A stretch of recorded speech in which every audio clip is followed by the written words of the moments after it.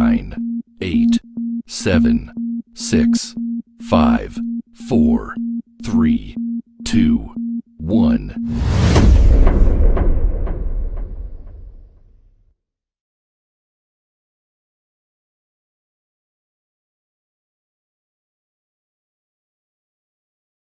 Welcome to the podcast from Doug Ground Up Productions with hosts Lady Miz and Ray.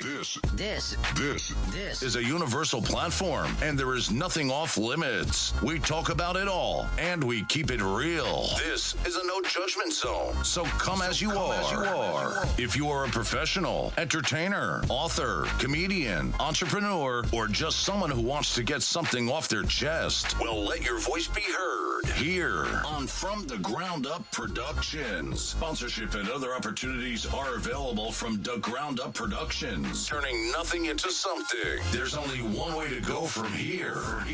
And now, here are your hosts, Lady Miz and Ray.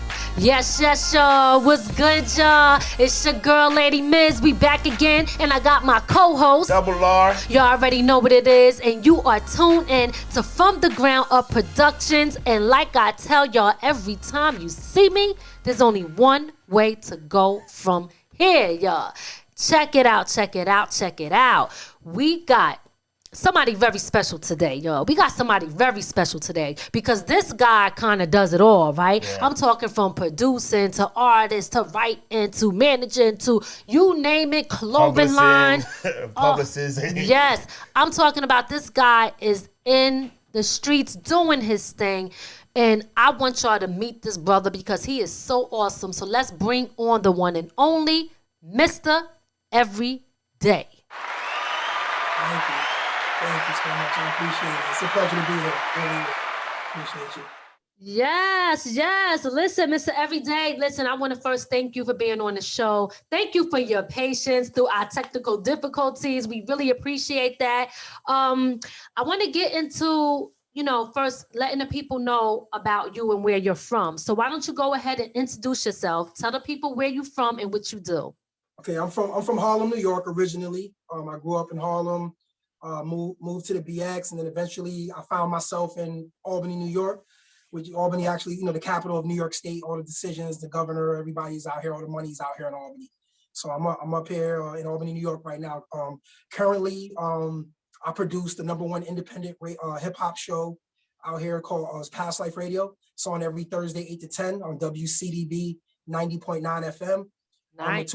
In 2014, they voted my show the best produced radio show. Among that, I'm really an artist as well. I've had multiple deals throughout the years, independent projects, independent deals. I've done a lot of work with a lot of artists. I also produce. Aside from being an on-air personality, I'm a creative writer. I manage artists. I'm an A&R. Oh, wow, you do it all. Okay. Shout out to you. Okay.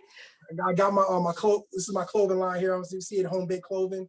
Absolutely. I'm actually heavy into the fashion industry as well. I spent a number of years working as a marketing director for a clothing line with Maceo De La Soul. And that's what I do. I pretty much consider myself like a little baby mogul in the game. Absolutely. Yeah, you taking all the jobs. You're doing it all, but I like that. You got to get in where you fit in. That's a fact. So I like that because it looks to me like you have already built and created a brand for yourself. Absolutely. It's funny because the Mr. Everyday originally was given to me by my daughter, Imani, my beautiful, lovely daughter. She nice. She just graduated with a degree in marketing and business from my alma mater, the College of St. Rose. And so I'm so proud of her right now. But her godfather, my boy Godfather D, he pretty much gave me that nickname, Mr. Everyday, because he used to be like, I carry myself like a Don. He said, I'm gonna start calling you the Everyday Don. And so, and then he was like, you know what? I'm gonna just call you Everyday for short. So it kind of like, it started off as a joke, but then it really stuck, like where people started calling me that. And then my work ethic and my drive kind of match that because I'm always on it every single day, 24 hours. I'm ready to go 7 days a week. So I lived up to the moniker.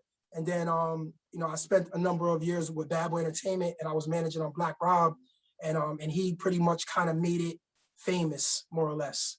You know what I mean? Like once I started really rolling with him, traveling, going to different coasts, and just being everywhere, and then just doing a lot of different things. The name just held up. It just fit me, and so they started. You know, they always call me every day, but I added Mister to it because I got to a point where people thought that they didn't know that when I was introducing myself that I was saying my name.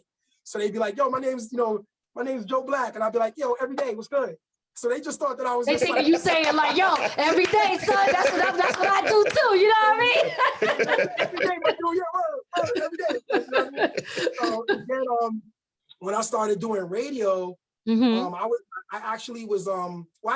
it was after I started doing radio because I wasn't carrying that name. I had a different nickname at that time when I first started in radio. But it was like, I think the second radio promotions gig that I got, I remember the promotions director was like, "Yo, we got to come up with something in front of your name, like the Everyday or something. We got to figure it out." So one day I was working with this all female collective called Her Temple Monologue. They're real big out here in the Cap region. And shout out to Brooklyn Shea. And she was doing, like I was doing all the promo stuff with the radio station coincide with their event. So she gets up on the stage and she goes, "And let's give a shout out to Mr. Everyday." You know, like, and I mean the neck snapping, I mean everything. Like she was giving me wild love. And I was like, "You know what, bro?" I was like, "You're right. I'm Mr. Everyday." That's a fact. That's a fact. So I adopted the Mr. And then, you know, then it just started falling into place. I started just developing that brand, like you said, and it just started taking off, you know? Okay, so let me ask you, what inspired you to even want to take the route that you've taken with everything that you do, from the clothing to the music to the producing to all of that? What inspired you and who inspired you? Well, to be honest with you, like, you know, some people know, but not everybody knows. So, because it's not something that I wear like on my sleeve. But But my biological father and my godfather were the first artists ever signed to Arista Records. Okay. So, you know, the mogul Clive Davis, you know, he was big, but huge. I mean, not so much now because he's at the tail. And as a matter of fact, is Clive still alive? All right. Clive Davis? Yeah. As far as I know, I didn't hear anything. Okay, all right. I want to make sure because I hadn't heard anything from him in a while. You've been quiet. But you know, like, please forgive us. We ain't killing you off, Clive, okay? we just been. We don't want you to go nowhere. We don't want too many Titans. You're good. Stay around. But really, Clive, you know, he signed my father.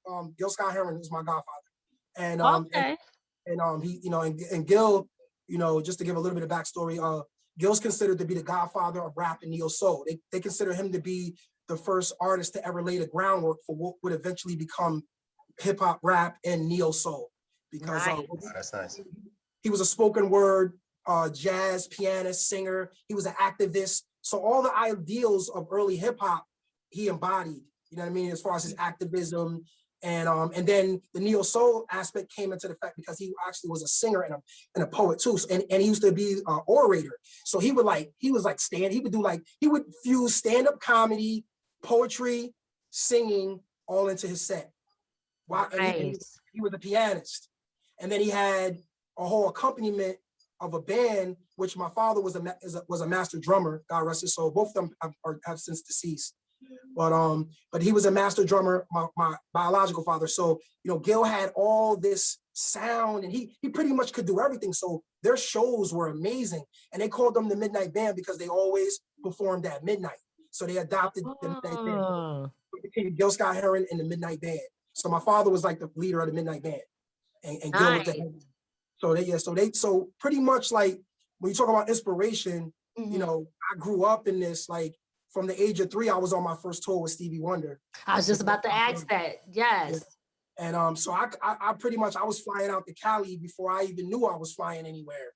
I was out, you know, and I was up late at night, and my father used to always have me like with a little beautiful lady watching me. Like I used to be sad. I used to be sipping on my little bottle or whatever, my little drink. You knew that was beautiful lady. You was checking out the ladies that at that early. Just chilling. So he always just had me in good hands. So I really got to come up learning a lot from just watching them perform, watching them rehearse. Like even in my home, there used to be a lot of rehearsals. And then also another thing that people don't really know is that my father was good friends with Mutulu Shakur, which is Tupac's stepfather. Oh, okay. So Tupac and his family used to come over to our house in Harlem when we were younger. Mm-hmm. So it just got to a point where I just had so much greatness around me. It was like, yeah, this is definitely what I'm gonna be doing. You know what I mean? Yes.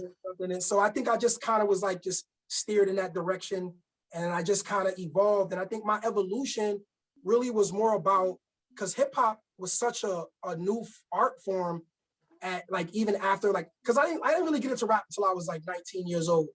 And, really? So what were you listening to? Let me rephrase that. Okay. It's not that I didn't get into rap until I was 19, professionally into rap Here we at go. 19. I was always writing, singing, breakdancing. I was always really like passionate about doing every aspect. But when I started like getting to the point where it was like my first contract, that was at 19 when I got my first contract. Now, you said you've been around it since, going on to these places since you was 3 years old, right? Yes. When did you decide that this is something that you wanted to do for yourself? Well, I had also a lot of other passions. Like I was very like, sports was my thing. Like I played multiple sports. Like I played soccer, I played football, I ran track, I played basketball. Oh, wow. I actually wound up going to play D1 football when I was younger, and I walked away from that. But so I kind of was really like more into sports than anything. So the music was really around me, but I wasn't like, I need to make this a career, or it was just kind of like more or less, music was more as a hobby when I was younger. I think it was about at probably around, I want to say high school, junior high school, when I started forming like my first rap collective and breakdance crew. Like I had a breakdance crew. Actually, yeah, junior high was when I had my first breakdance crew, and then it evolved into us like doing like live shows where we would rap, we would kind of incorporate every aspect of everything. And I want to say probably at like 16 was when I was like, yeah, I'm kind of dope. Like I could do this. That's when he realized he was the shit. All right. I was freestyling. Like I would battle anybody, anywhere, and we had routines because we grew up watching a lot of old school cats. And the thing about the difference between the old school performers versus today's performers is old school guys really gave real performances. Like they didn't even. Dropping a bomb on them, baby. That's what I'm talking about.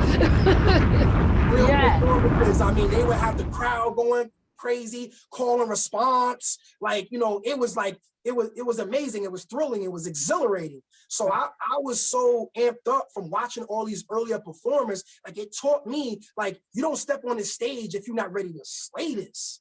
You know what I mean? And I think that's the difference now. I think the performers now are very lazy. They just put their record on. They walk up and down the stage, like, nah, we had routines. We had like, we would be like, we have people like, oh, and crowd jumping and everything. So in your routine, you were doing the break dancing and everything. Absolutely.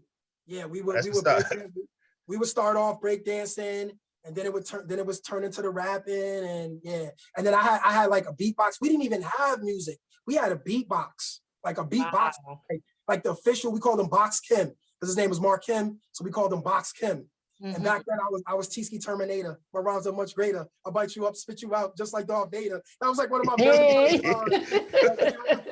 I had like, I used to be routined out, and we used to do like back and forth with each other. And then I had two other members, Dr. I and my boy El God. And we were called Jacob Street Posse. That was JSP. That was my first real crew, my first little like breakdance hip hop crew. And we wore the break suits. We had the Adidas sweatsuit. You had all that, the whole, okay, cold chilling, and my B-boys there. Okay. Well, listen, I love your energy. I can see that you have a good spirit. I could tell that you're a really good person. So I know that comes through everything that you do. Tell me your relationship. Did you have a business relationship with Quincy Jones? Well, the Quincy Jones thing, it wasn't a direct relationship. Okay. I was what it was is that I was signed to his vice president, which at that time he had a label called Quest Records. All right. And so we signed. So I was in a group called As You Are. Shout out to my boy Etch a Sketch, DJ Sketch. We had like he was Hispanic. He was Cuban and Irish mix. So he kind of looked like a white boy, but you knew he was. But when you was around him, you saw the Latino thing. So sometimes it was like some people looked at it like this is a black white type thing. So kind of gave us a little bit of an edge because that was back when a white boy rapping was still kind of a big rarity, you know what I mean? Right. But he was really more Latino than anything. So we had this very kind of obscure sound, and it wasn't really nobody really sounding like us. And we were conscious too. And I was back like when conscious was like really the thing, like Tribe, Gangstar, like all those groups were really popping. And so we were kind of like almost native tonguish, but with a little harder edge. And okay. You know, and so we kind of we stood out and we were performers. So I forgot how we actually, I think it was just through a mutual friend that connected me to him. But he was the vice president for Quest Records. And so he signed us to him. And I think it was at a time where him and Quincy were going through a fallout because he wasn't really, I think they had, who they have on their label? They had Sapphire, who was in the movie Menace to Society. He's the one that gets killed in the very beginning of Menace to Society. He's I forgot Kane. You remember Kane from Menace? Yes, I remember Kane. Yes. So Kane's cousin gets murdered. They get carjacked. Yeah, I don't remember. They get carjacked. There's a scene in that movie where they get carjacked. Okay. And the guy who gets killed, which was Kane's cousin, that was Sapphire. He was signed there. And then I forgot the other kid's name. He had a song called "I Wish I Was a Baller." I wish I was. Yes, I remember that. So they were signed at that time. Those are the only two acts that they had at that time. And so we were coming in as going to be the third act. But I guess he was feeling like he wasn't getting enough PC off those two projects. So he took us to Warner Brothers. Now the problem with the Warner Brothers thing is they weren't really like, it was a it's a label, but they were very corporate minded. They didn't know like what was dope or what wasn't. So we got shelved and, you know, it pretty much turned into nothing. And so it was kind of like, that was like one of my first real disappointments, you know, cause you couldn't have told me I wasn't about to pop off. I was like, I'm trying to Quest, I'm about to be, and then they were based in Cali. So I was like, yo, we going out to Cali. It's about, we popping. And then, like I said, next thing I knew, he was like, it's not going down here. I'm taking y'all to Warner Brothers. So we still were optimistic, but then we pretty much got shelved. And then it was just like, damn, that was my first taste of like, oh, this ain't good. This ain't good at all. Did that make you say, okay, did it strike anything in you to make you say, I need to go this route or this way? And do you feel like, because sometimes I always feel like some things are meant to happen at a certain time. Do you feel like it should have happened then, or it was meant for you to start doing what you got to do now? Well, there wound up being other situations after that. So, but to really directly answer your question, it made me not trust the major situations.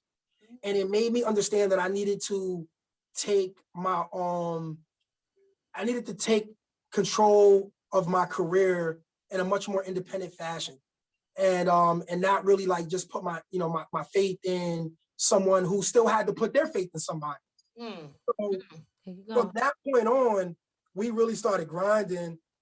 We started making the records and kind of, I don't want to say necessarily putting them out ourselves, because even that was really like, to even try to like put a record out, it's not like how it is now where you have streaming and you could just go through a digital service. It was like you had to press and manufacture records. That was a budget, you know? And there was a lot of money in that. And we were using reel-to-reels, and even those were expensive. Those were like $150 a pop, $200, stuff like that. So it was always an expense. So what we did was we went out and got independent financiers, and who started kind of backing us. And we kind of like, and because my boy was from Brooklyn at that time, I had moved to the Bronx because I had an uncle who was like a really famous basketball player, and he was living in the Bronx. So I kind of just started staying with him in the Bronx, and my boy lived in Brooklyn. So I started traveling to Brooklyn a lot. And so we I had this connection between the Bronx and Brooklyn where we had a whole like neighborhoods and communities that really believed in us. And so we had a lot of people that were really just like co-signing our loan, so to speak. Nice.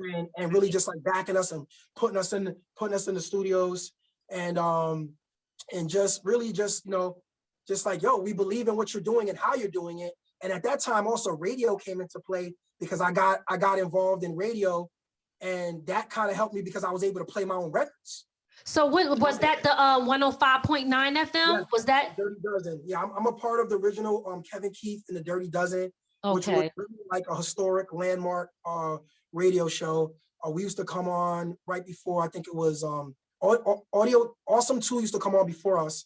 And if you don't know Awesome 2, these are like a lot of old school legends. Awesome 2 broke KRS-One, and and so they, Boogie Down Productions and a lot of like the old school, like the giants, like the old juggernauts. Like, so we were like little young dudes coming up, and we were coming on after a landmark show, and then right before another landmark show, Silver Surfer.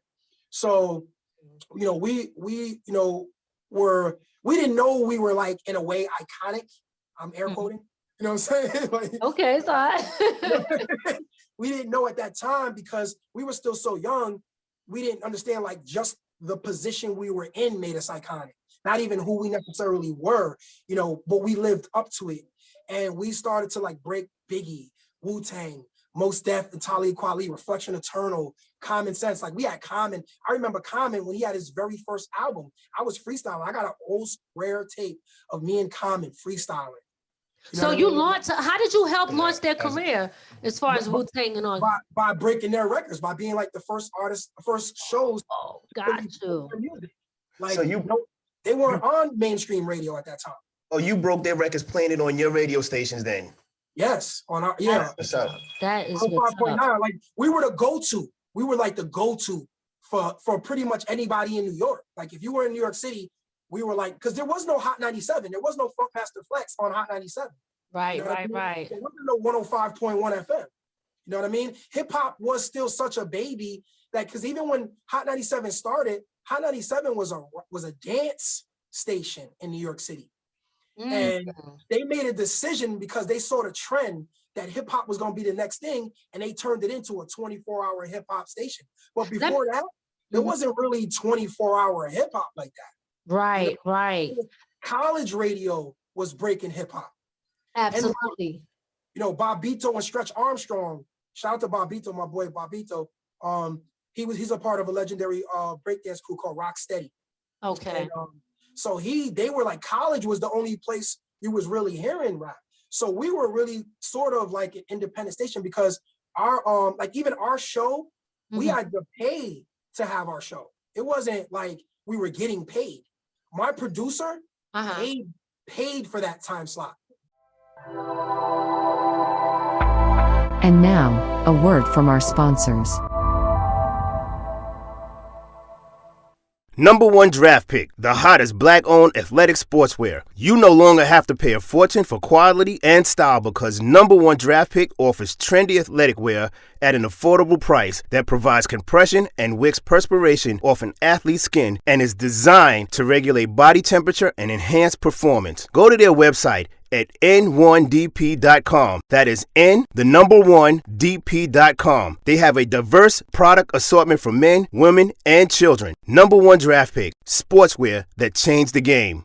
If you are looking for new or used items such as furniture, clothing, appliances, and so much more, then you want to check out JD Cargo Express Thrift Store on 39 North Main Street in Middletown, New York. They are open from 10 a.m. to 4 p.m. They also accept donations, which you can drop off at any time during business hours. Zoyola Passion has been helping others and taking care of those in her community. So let's return the favor by supporting this local business. If you have donations and you want to be a part of helping your community, or if you want to check out some nice, new, or lightly used items such as name brand clothing and other things, then head over to JD Cargo Express Thrift Shop on 39 North Main Street, Middletown, New York. That's JD Cargo Express Thrift Shop on 39 North Street, Middletown, New York. The phone number there is 845-775-1765. And tell them you heard it here on From the Ground Up Productions. So let me ask you this. Being somebody, that was able to break some of the hottest artists in hip hop back then, when you look at radio now compared to how it was back then, what do you see that's different that you like or don't like? Well, to me, the problem that I have with radio now is that it's too controlled. It's like it's very click. And so it's like if you're not in a certain clique, or if you're not, no disrespect to Drake, if you're not Drake or certain artists, you can't just come like back then. You could find a DJ, give him a dope record, and he would put it on the radio. Right. And if he was really feeling it, he would just play it to death. You know what I mean? And that's really how Wu-Tang got broke. Wu-Tang didn't pay to be on radio. They didn't. Well, I heard they busted in the door as a group and knocked it down and said, yo, you gonna give us that record deal. They came deep. And I know all the people with that whole situation, like Loud, like my boy was an A&R for Steve Rifkin on Loud. You know what I mean? And so like, I remember when that all started, like I was right there up in Loud, chilling, hanging out when Mobb Deep got their deal. Matter of fact, my lawyer was Mobb Deep's manager for their first album, because before they came out, I forgot what label they wound up dropping the Shook ones on. I can't remember the label, but originally they were on Epic? No. Epic Records? I feel like I seen it because I'm trying to visualize the cover. No, that was Loud. They dropped that was Loud. Okay. Loud. Yeah, my fault. That was Loud. Okay. So Mobb Deep dropped their second and third and subsequent albums on Loud, but their very first album was on a label called 4th and Broadway. And I think 4th and Broadway was the label that dropped EPMD first. But so when that whole situation happened, I was watching them do it. Like, yeah, you gotta go, you gotta kick doors in, like you gotta have that independent, like I won't be denied, I can't be stopped attitude. Absolutely. So, and we were fortunate to be at the crest of that, and really at the real beginning stages of being able to support these artists in a way that it won't happen like that now. You know what I mean? Like when I look back at that time, and I realize, like, damn, like I've known Mos Def since the beginning, since he was on Payday Records in a group called UTD with his half brother, because I was dating the receptionist at Payday Records, and Payday is the label that managed Gangstar and put out J. Rue the Damager. So So Payday was like, I mean, straight independent. I mean, like they coming out their pocket, pressing up. We can only afford to press up 1,000 records, so we're pressing up 1,000 records. Then once they sell out, we take that money, buy 5,000 more records, then sell those. Like, so it was like, we're talking about pure independent. So I was very fortunate being around all these truly independent labels, learning and being able to watch it. That's a so blessing. I applied a lot of that. I applied a lot of the things that I learned into radio and into my approach to radio. Now, that's good. That's what's up. That's what I'm talking about. Now, all of the stuff that you learned, did you manage artists? Well, I didn't start managing artists until much later. Once I got a little older, because managing, like when you're an artist, it's very difficult. Like if you're trying to push yourself, how much harder are you going to push someone else before you push yourself? And I think that's actually part of the problem with some major artists. I'm not going to name their names, but why nobody ever blows up bigger than them, because they don't have a will for that. They don't have a will to make you big. If there's an interview to be had on Rolling Stone, are they going to give it to you? Or are they going to give it to themselves? Oh, there you go. That's what I'm talking about. Dropping heat. That's what I'm talking. So when you think about being managed by a prominent artist, there's pros and cons to it. It's absolutely. Really, and realistically, contractually, you need to put certain stipulations in your contract that if they don't provide certain things for you by a certain time, you can get out the contract. Because I've seen a lot of people jammed up in situations that they thought was going to be the world because they was rolling with this dude, and all you wind up doing is becoming his hype man. Hype man, Did you manage artists for Bad Boy and Puffy? Say that again. Did you manage any artists for Puffy on his label, Bad Boy Records? Yes, I did. Okay. I would, and like, okay, so let's fast forward a little bit from the point I was talking about. So now I've kind of like been in the game as an artist myself. I had these situations not really come to fruition for me. So now I'm like, all right, I'm still technically an artist, but I saw opportunities. Like the whole Black Rob situation came about. Shout out to Mama Lil. 135th and 8th Avenue. That was my hangout spot. There's a barbershop over there. The Figueroas. Those are they're brothers. They're a bunch of brothers. I love those. These are my dudes. So they kind of like are so cool that everybody just started gravitating to their shop. Now I knew the oldest brother, well not the oldest brother, but the older of the two brothers that ran the shop. Okay. He was like he was my best friend, and he was from Jersey. Damn, I forgot what part of Jersey he was from.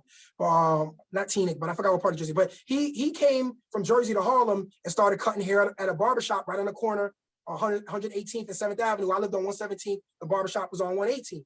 So we became super tight. And then eventually, I forgot how we kind of like got separated. I think he wound up doing some time. And when he came out, him and his brother wound up opening up the shop on 135th and 8th. So they already had like a lot of connections. They was always well loved. And so his barbershop became the unofficial Bad Boy barbershop, where a lot of people from Bad Boy would come. A lot of people just from the industry in general will pull up. And so because he was my best friend and I was always hanging out there, you know, I would meet a lot of people just indirectly just because of the relationship I had. Now, at that time, I was the marketing director for a clothing line with Maceo of De La Soul called Intrigue Urban Upscale. And we were like on in the 72nd floor of the Empire State Building in Manhattan. We were balling, and nice. I think Fubu was right underneath us, and we had relationships with Fubu because the guy who actually Maceo's partner, my boy MJ, shout out to MJ, he was he actually wrote the business plan for Fubu. Oh, so, wow, okay. But he still wanted to do his own thing, so he had his own line, and it's crazy because I wound up meeting him at my part-time job. I worked for Reebok Sports Club, which was like a real high-end sports club. And I met a lot of entertainers and big wigs there. But I met him, and when I wound up losing my job there, I kind of was like, yo, bro, like, you know, I know you told me to come see you if I ever needed, you know, a plug-in. Well, I ain't working no more. So what he did was he hired me as an intern. And a week later, 7 days later, he made me the marketing director. Wow. Wow, that's what's up. That's what's up. We're gonna fast forward to talk about what you're doing now. So what are you working on right now? Okay. Oh, but hold on. I barely answered the question. Let me just mention the Black Rob thing. So I'm sorry, I'm trying to sidetrack. I met Black Rob at the barbershop, and I also met one of Puffy's hitmen, my boy Yogi, at the barbershop. And I eventually started working with Yogi, working with Rob. I was product placing, putting clothes on everybody. And through the relationship of putting clothes on him, I wound up evolving into becoming his publicist. And then eventually he got locked up, and he asked me to become his manager once he got locked up. So then I helped him get out of jail early. He was supposed to do like 7 years initially. I got him out after 1 year. And how'd you do that? Huh? How did you do that? How was you able to manage doing that? Well, because see, one thing about me, even though I might have been like kind of in the streets, so to speak, and you know, being a street kid, but not really, I was still smart enough to understand corporate and having certain types of relationships. So I had a great lawyer who wound up pulling some strings and got him into a work release program. Because of his he had a medical condition. He still has it. And so we were able to get him out of jail on a medical release into a work release program where he was an engineer. Nice. Listen, shout out to you for being able to do that. That's like really, that's dope. That's dope. They wanted him on the side of the street picking up garbage, but I had him in the studio making hits. That's what I'm talking about. That's what I'm talking about. But yeah, Ray, I didn't mean to cut you off. I just wanted to answer Lady Miz's question. What was your next question? No, we gonna fast forward to what you're doing now. What are you working on? Well, currently, I'm the CEO and founder of Past Life Entertainment Group, and that encompasses music production, film production. I currently own a studio called Prodigy Studios. That's also actually a separate business. I LLC'd it, and Prodigy Studios LLC.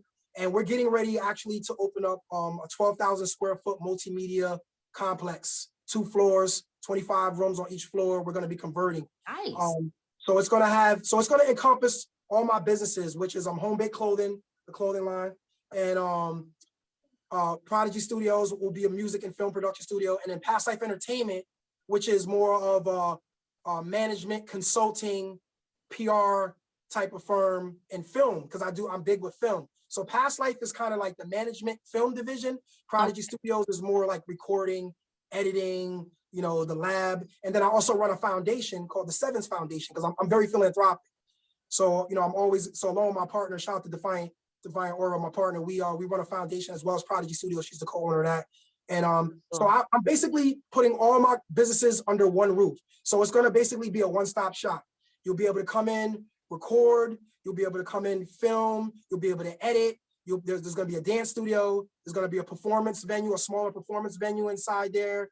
So I'll have everything all under one house. So when you come to me, you'll pretty much be able to get everything done. And then on the you first don't have floor, to outsource nothing.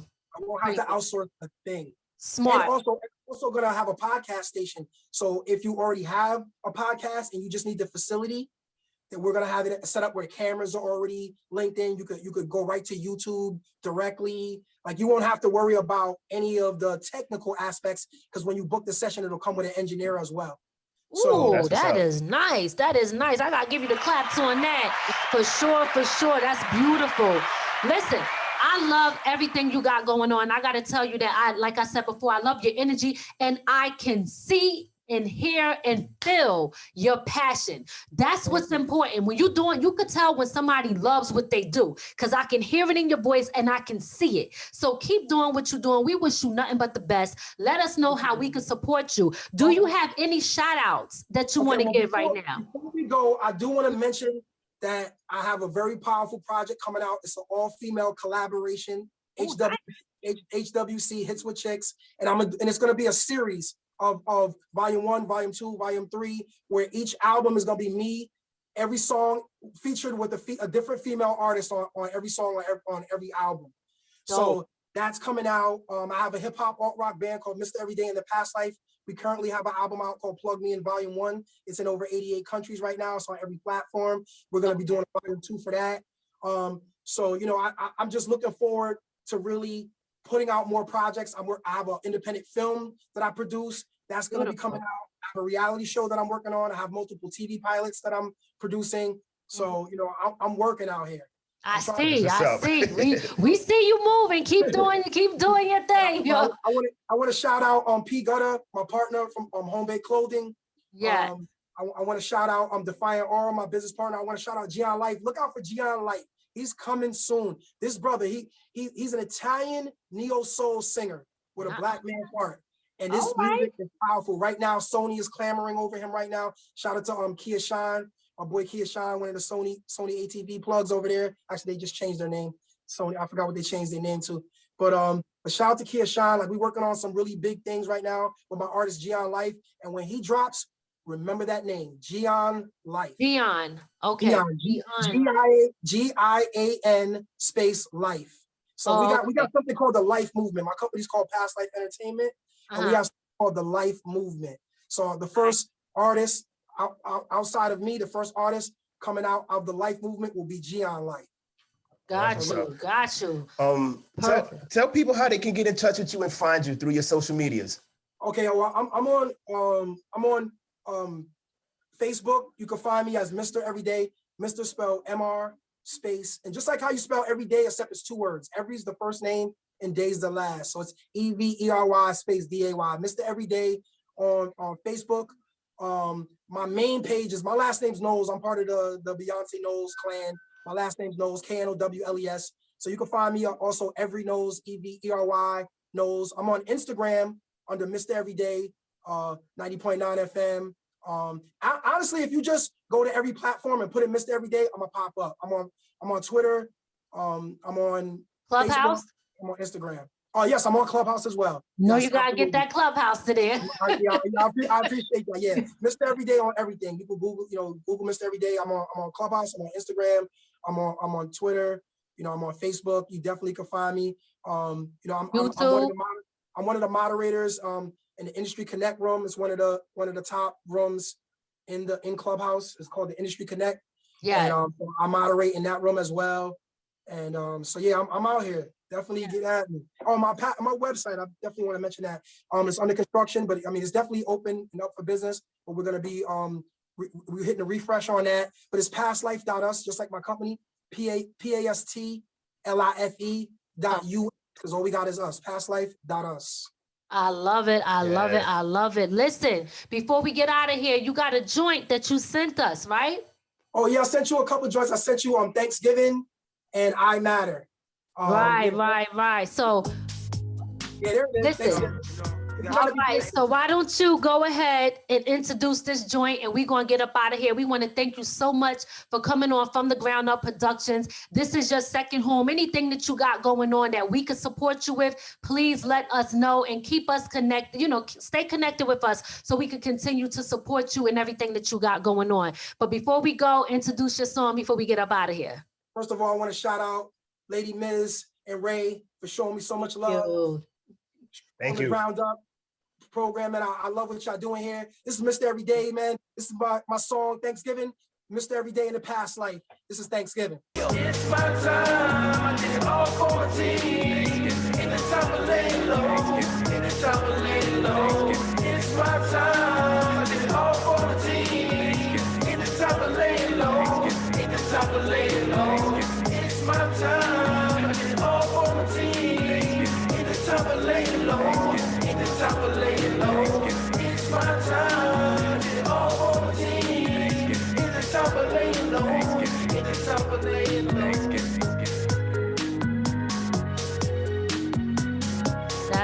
That's right. Y'all already know what it is. Make sure you guys go check that out. Is it on all major platforms? Yeah, Plug Me In Volume 1 is the name of the album. Mr. Everyday and the Past Life. And the song's called Thanksgiving. Check out the video on YouTube. Vimo. Yeah, we out here.